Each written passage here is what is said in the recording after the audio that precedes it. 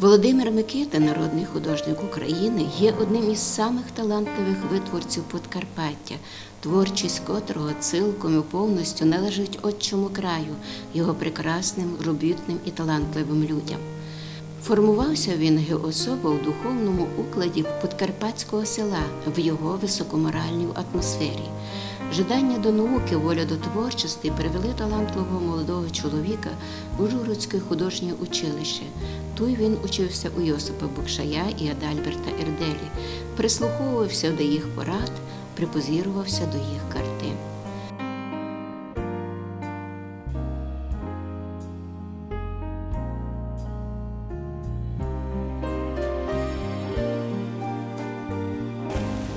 Наша область одна найменша у нашій державі. А школа, художня школа, творча організація одна із більших. Це не якась випадковість. Розумієте, створена така велика організація спілки художників, із починаючих 8 чоловік десь приблизно, стало поверх 100 чоловік, спілка художників увеличилася. Але школа була до спілки? Діло в тому, що до спілки. Зрозуміло, мається в виду, що школа 100 років є. А формувалася вона із основателів, таких як Ерделі, Букшай. Ранній період був Вірак, такий сакрального мистецтва художник. Так що формація йшла із декілька чоловік. Або та формація, та плеяда 8, це знаменитость велика. Я вам повім правду, що вона досконально не була визначена в державах світу, тому що Закарпаття – це всіх держав, в які ми знаходилися, це окраїна була. Любих держав – окраїна. Так що досягнути великої звісності по світу досить складне діло, тому що великих французьких художників всі знають, або я маю основання повісти так, що наша група, плеяда закарпатських не менша від французьких художників. Я би, наприклад, можу доказати то, а так мені це видить, що так і буде доказано, тому що в даний момент якраз про ту основну плеяду закарпатських художників випускається в Парижі альбом. Це ніхто не знає, лише мені повіли, на альбом, який буде на багатьох язиках, посилено на цілий світ розпространений. Тоді по-дійсному світ буде знати нашу плеяду художників, чому вона така відома і звісна. І повім правду, що то в основному можна рахувати, що це є задання почав з Ерделі. Це ентузіазм був того, коли після Парижа, тому що він у Парижу проживав, виставлявся тими великими французькими художниками на виставках, виставлявся рядом. Популярний вже там був за молоді роки. І не залишився там, хоч манили його, наприклад, і в Америку манили, і в Канаду манили його. В Франції була основа залишитися. Ні. Він йшов, каже, я йду до своїх русинів додому створити культуру. ідея у нього була. От, він не просто такий егоїст був, що достигати лише про себе, але допомогти в цілому. Тому що, ну, повісти правду, то всі були дуже великі патріоти свого краю, свого народу. Дуже великі патріоти. Так то не шуточне діло. І справді, коли він вернувся додому, створював школу, художню школу. От. І приобщив Йосифа Бокшая. Ну, Йосиф Бокшай і Ерделі, вони в Будапешті академії кончили. От. По різних напрямках, правда. Бокшай більш по педагогічному напрямку, а Ерделі по живописному напрямку. От. Але він приобщив Бокшая одразу до цієї великої роботи створювати школу, тому що наш край рождав талановитих людей.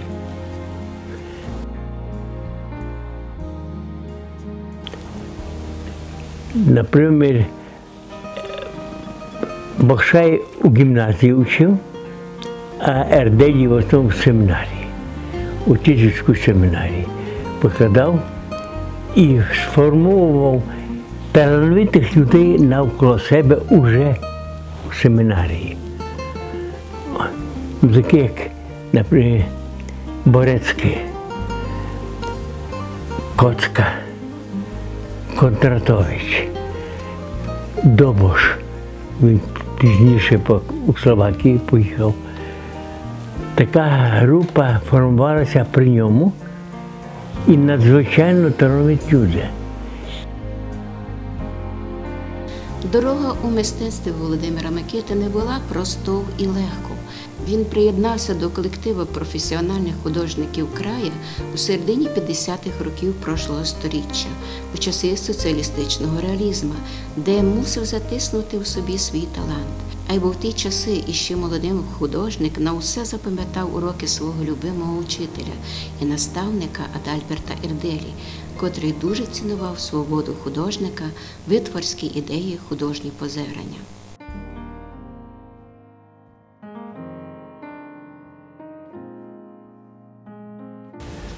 Він, по суті, як викладач, то це була школа,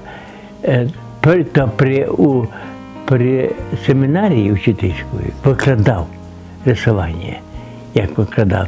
Викладач потрясаючий був.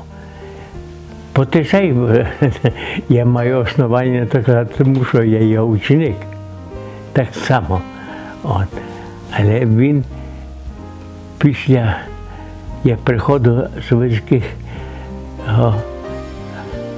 армії,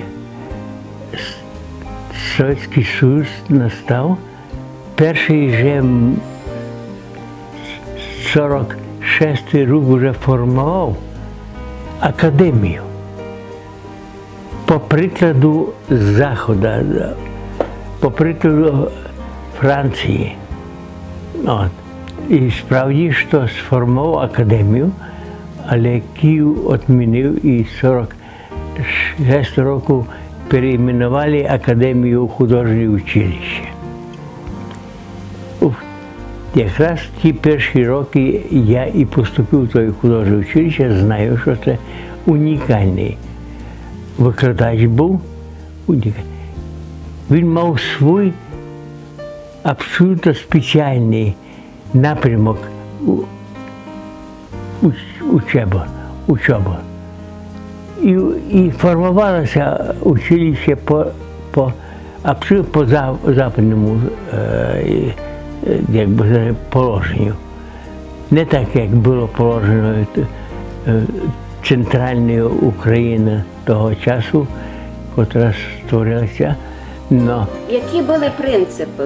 Принципи має не тільки що рисувати, малювати, а ще анатомія, перспектива. Такі предмети були, що зараз зрідка лише в академіях формують, а туди в училищі. От. Ну. І повірте правду, що виходці, такі як Коцка, Борецький, Контратович, Добош, нібито під одну учобу одної людини, всі абсолютно мали свої напрямки в житті. Такі талановиті були учні. Палітра творчих інтересів Володимира Микити, шкала амплітуди його сюжетно-тематичних жанрових інтересів – це портрет, фігурально-оповідна композиція. Бо ще в гімназії дуже, як Шолтис, він священником був. Ну, а в гімназії досив навик і любов, і дуже талановитий чоловік був. Коли в семінарії духовної, він не перестав малювати вже. І коли став священником, в контакті був з Богшоєм до кінця життя. І він, незалежно від того, що ученик Богшоя був, свій напрямок знайшов. Це талановиті люди. Богом подарить. І так поступово ця плеяда, вона увеличилася в війні. І з війни вернувся такий, як Грабко, це як скульптор. В війні вернувся такий, як Рюх. От, і військо були у Совєтську, і з Молдавії вернувся. Сформований такий був, як молодий, дуже талановитий художник Кашай при Богшойові. І від того не величина, весомість тих художників не зменшувалася, а збільшувалася у дуже серйозному такому дусі. Ну, але саме важливого, котрого я ще не спомнив, Манайло, він окремо від Праги. Він студував в Празі. Ну, я осмілюся казати, геніальний художник. Мені протестувати ніхто не може, тому що я аналізувати вже за свій час зміг, на що він способний був, його напрямок, як він достигав свої програми реалізовувати. Надзвичайний художник був. Ну, між прочим, стара та генерація, вони були патріоти, і основна тематика у них була до війни – це соціальні тематика народу Подкарпаття, тому що називається Подкарпаття. Надзвичайні речі створювали, психологічні, духовні, глибокі.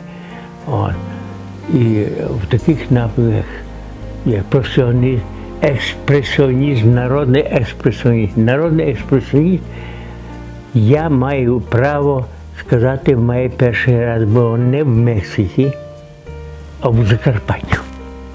Якщо судити по тій творчості, які вони створювали в той час.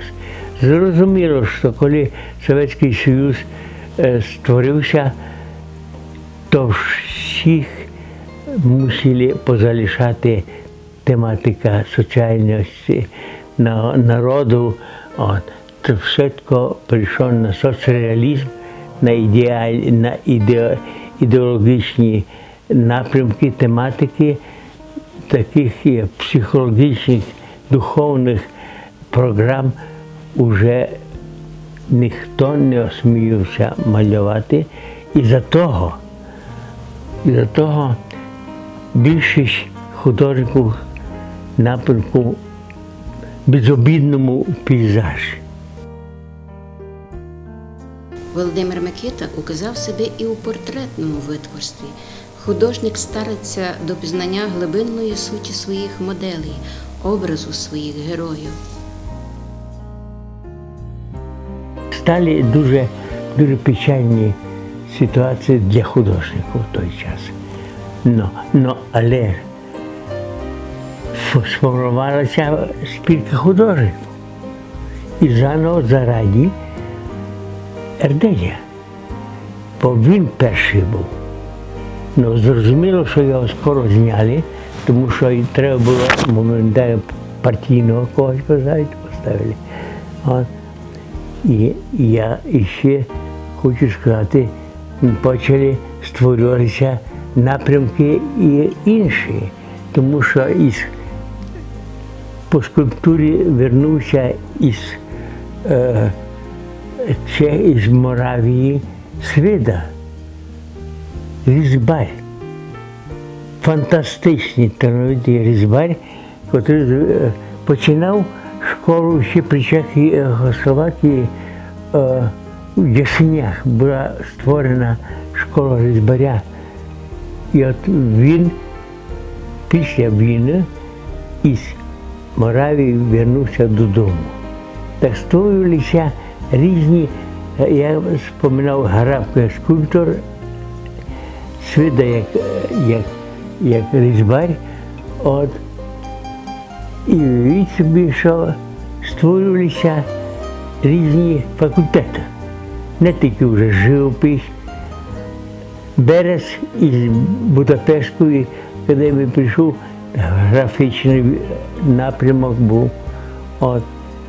Розширялася школа у різних напрямках, різних відділеннях.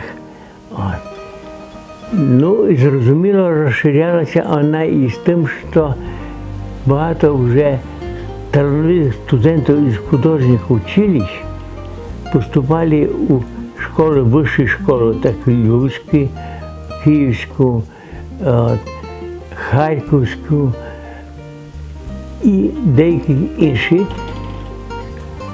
поступали вчитися і верталися додому. І